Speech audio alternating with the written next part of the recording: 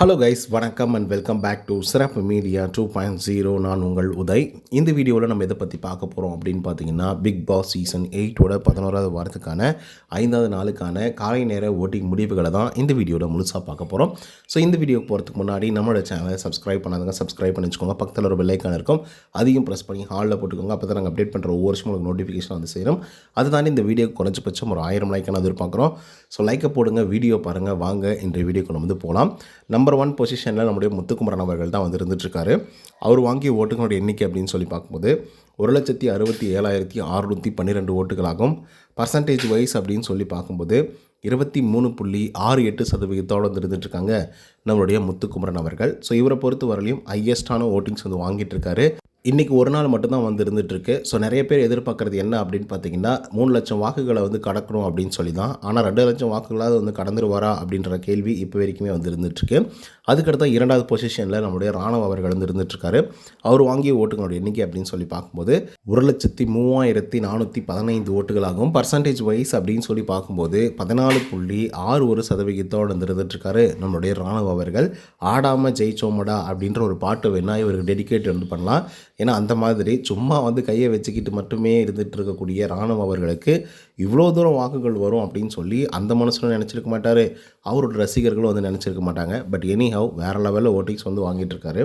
அதுக்கடுத்த 3வது பொசிஷனில் சௌந்தர்யா, அவங்க வாங்கிய ஓட்டுகளோட எண்ணிக்கை 87,005 ஓட்டுகளாகும். பர்சன்டேஜ் வைஸ் அப்படின்னு சொல்லி பார்க்கும்போது 12.29% வந்து இருந்துட்டுருக்காங்க நம்மளுடைய சௌந்தர்யா அவர்கள். ஸோ இவங்களை பொறுத்த வரலையும் அட்டகாசமான ஒரு பிளேயர் அப்படின்லாம் சொல்லிக்கிற அளவுக்குலாம் ஒன்றும் இல்லை. ஆனால் ரியாக்ஷன்ஸ் எல்லாம் வேறு லெவலில் வந்து கொடுப்பாங்க.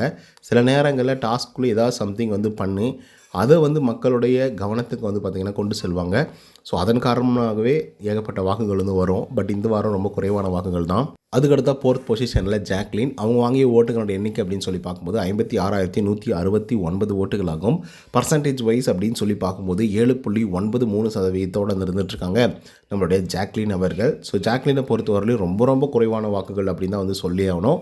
மற்ற வாரங்களை விட கம்பேர் பண்ணும்போது இந்த வாரம் ரொம்ப ரொம்ப ஒஸ்ட்டான பர்ஃபார்மன்ஸ் வந்து பண்ணிக்கிட்டு இருக்காங்க ஓட்டிங் முடிவுகளை பொறுத்த வரலையும். ஸோ இப்படியே போச்சு அப்படின்னா டாப் 5க்குள்ளே வருவாங்களா அப்படிங்கிறதே மிகப்பெரிய ஒரு கேள்விக்குறியாக தான் வந்து இருந்துகிட்ருக்கு. அதுக்கடுத்தா 5th பொசிஷனில் அருண் பிரசாத் அவர்கள் வந்திருக்காரு. அவர் வாங்கிய ஓட்டுகளோட எண்ணிக்கை 52,751 ஓட்டுகளாகும்.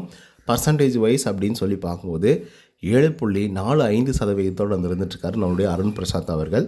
ஸோ இவரை பொறுத்தவரையிலும் ஒரு நல்ல வாக்குகள் வந்து வாங்கியிருக்காரு. டாப் 5 கண்டஸ்டண்ட்டாக வரதுக்கான எல்லா வாய்ப்புகளும் வந்து இருந்துகிட்ருக்கு. பட் மக்கள் வந்து முடிவு எடுக்கணும். ஸோ அப்படி இருந்தால் மட்டும்தான் அது நடக்கும் அப்படின்னு வச்சுக்கோங்களேன். பட் விஜய் விஷால், ஜெப்ரி இவங்கெல்லாம் வந்து நாமினேஷனில் வரல. அவங்கெல்லாம் நாமினேஷனில் இருந்துட்டு தான் தெரிஞ்சிருக்கும் யார் டாப் 5 அப்படின்னு சொல்லிட்டு.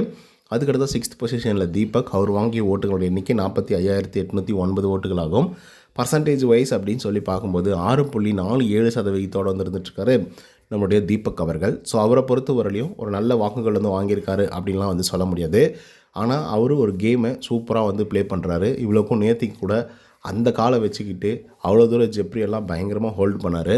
ஸோ அதெல்லாம் பார்க்குறதுக்கு வேறு லெவலில் இருந்தாலும் நாங்கள் ஓட்டு போட மாட்டோம் அப்படின்னு சொல்லி எல்லாருமே கங்கணம் கட்டிட்டு சுற்றிட்டு இருக்காங்க. அதுக்கடுத்து 7வது பொசிஷனில் அன்ஷிதா, அவங்க வாங்கிய ஓட்டுகளுடைய எண்ணிக்கை 44,289 ஓட்டுகளாகும். பர்சன்டேஜ் வைஸ் அப்படின்னு சொல்லி பார்க்கும்போது 6.26% வந்து இருந்துட்டுருக்காங்க அன்ஷிதா அவர்கள். ஸோ அன்ஷிதாவுக்கு நேத்திக்கு அப்புறம் ஏகப்பட்ட வாக்குகள் வந்து குவிய ஆரம்பிச்சிருக்கு. சொல்லப்போனால் 10வது பொசிஷனில் இருந்து இப்போது 7வது பொசிஷனுக்கு வந்து போயிருக்காங்க.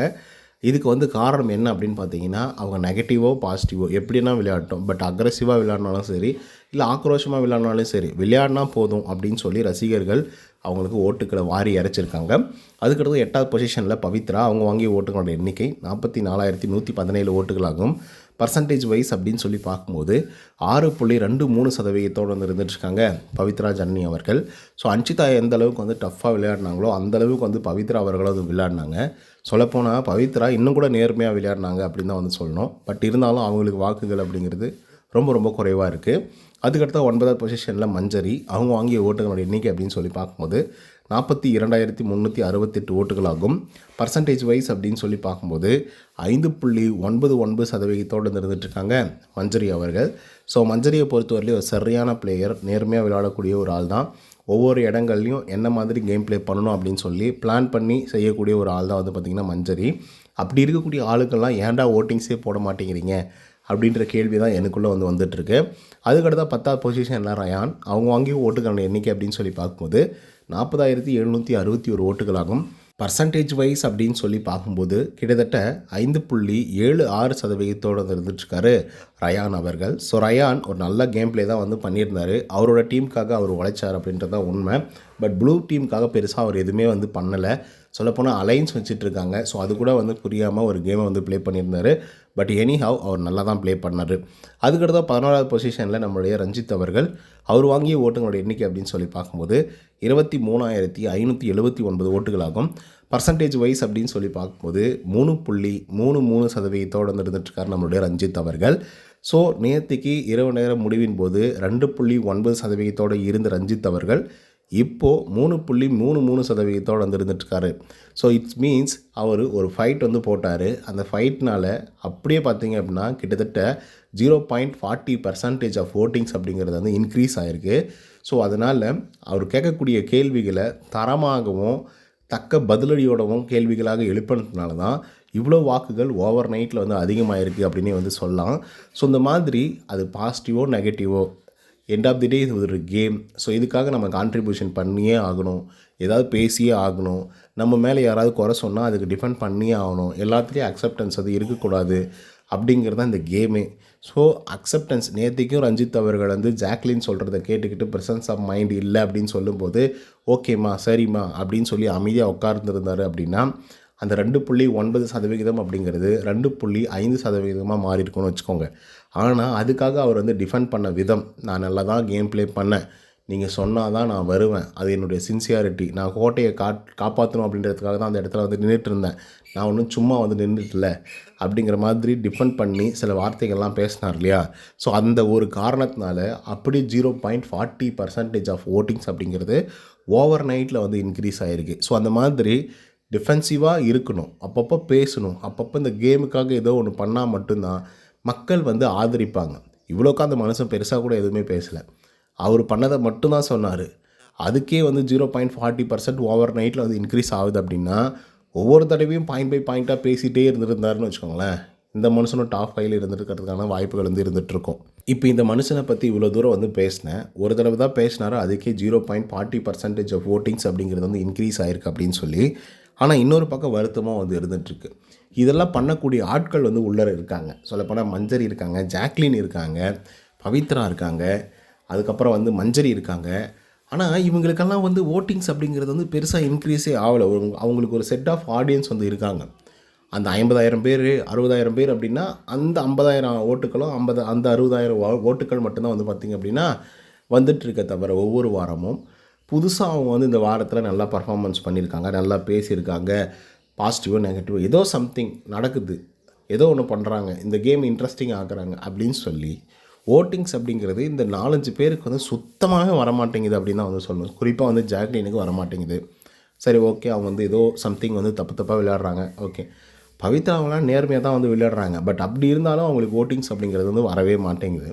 அவ்வளோ டஃப் கொடுக்குறாங்க. சொல்லப்போனால் மஞ்சரி, ஜாக்லின் இவங்கெல்லாம் டஃப் கொடுத்து பிடிச்சி இழுத்து அந்த பொம்மையை வாங்கணும் அப்படின்னு சொல்லி நினைக்கும் போது கூட பவித்ரா ஒரு ஆளாக டஃப் கொடுத்துட்ருக்காங்க. அந்த லெவலுக்கு வாங்கவே முடியல கடைசி வரைக்கும். அந்த லெவலுக்கு டஃப் கொடுத்துட்ருந்தாங்க. அவ்வளோ ஃபயர் மோட்லேருந்து இருக்காங்க. அன்ஷிதாவுக்கு ஓட்டிங்ஸ் இன்க்ரீஸ் ஆகுது, ஆனால் பவித்ராவுக்கு இன்க்ரீஸ் ஆக மாட்டேங்குது. என்னடா இதெல்லாம் நியாயம் அப்படின்னு கேள்வி கேட்குற அளவுக்கு தான் ஓட்டிங்ஸே மக்கள் போட்டுட்ருக்காங்க. இன்னொரு பக்கம் மஞ்சரி, அவங்க எவ்வளோ நேர்மையாக தான் கேம் ப்ளே பண்ணுறாங்க. ஆனாலும் அவங்களுக்கு ஓட்டிங்ஸ் அப்படிங்கிறது சுத்தமாகவே வர மாட்டேங்குது. சரி ஓகே, இந்த வாரம் விடுப்பா, போன வாரம் விடுப்பா, அதுக்கு முன்னாடி வாரம் டெவில் டாஸ்கில் சரியாக பர்ஃபார்மன்ஸ் பண்ணாங்க, அதில் ஒரு டிப் அடிச்சு அவ்வளோதான். அதுக்கப்புறம் ஒன்றுமே இல்லை. ஆனால் சும்மா கையை காமிச்சிட்டு ரியாக்ஷன் கொடுக்குறவங்ககிட்டையும் அப்படியே சும்மா இருந்துட்டு அப்படியே சாப்பிட்டுட்டு தூங்கிட்டு மிச்சர் சாப்பிட்டுட்டு ஏதோ மற்றவங்கள குறை சொல்லிக்கிட்டு அப்படி இருக்கக்கூடிய ஆட்களுக்கெல்லாம் ஓட்டிங்ஸை போட்டு தாக்குறீங்க. எனக்கு புரியவே இல்லை. இப்படி தான் ரியல் டைம்லி ஓட்டிங்ஸ் இப்படி தான் போடுவீங்களோ அப்படிங்கிற கேள்வி எனக்குள்ளே வந்துட்டுருக்கு. ஏன்னா இந்த கேமுக்காக உயிரை கொடுத்து போராடக்கூடிய ஆட்கள் இருந்துகிட்ருக்காங்க. சொல்லப்போனால் அப்படி தானே இந்த வாரமே டாஸ்க் அப்படி தானே இருந்தது. உயிரை கொடுத்து போராடக்கூடிய இடமா தான் பார்த்திங்கன்னா இந்த டாஸ்க், அதுவும் இந்த வாரத்தில் இருந்தது. அப்படி இருக்கக்கூடிய டாஸ்க்கையே அசால்ட்டாக விளையாடிட்டு இருந்தாங்க எல்லாரும் தான் நான் சொல்கிறேன். குறிப்பாக மஞ்சரி, பவித்ரா, அன்ஷிதா, அதுக்கப்புறம் தீபக்கு, முத்துக்குமரன் இவங்களுக்கு எல்லாருக்கும் பெருசாக வந்து ஜெப்ரி. ஸோ இவங்க எல்லாரும் நல்லா தான் பண்ணுறாங்க. ஆனால் ஒரே ஒரு ஆளுக்கு மட்டும் தான் இன்க்ரீஸ் ஆகிருக்கு. அது கூட அவர் பேசுனதுனால, விளையாடுனதுனால கிடையாது. ரஞ்சித் அவர்களை தவிர்த்து அவருக்கு மட்டும் தான் கொஞ்சமாக இன்க்ரீஸ் ஆகிருக்குதே தவிர மற்ற யாருக்குமே வந்து இன்க்ரீஸ் ஆகலை. ஸோ இதை பற்றின உங்களோட கருத்துக்கள் என்ன அப்படிங்கிறத கமெண்ட்டில் வந்து பதிவு பண்ணுங்கள். ஆனால் எனக்கு இது வருத்தமாக தான் இருக்குது. ஸோ ஓகே, இந்த வீடியோ உங்களுக்கு வந்து பிடிச்சிருந்தா லைக் அண்ட் சப்ஸ்கிரைப் பண்ண மறந்துடாதீங்க. இன்னொரு தகவலுடன் சந்திக்கிறேன். Until then bye from Uday. நன்றி, வணக்கம்.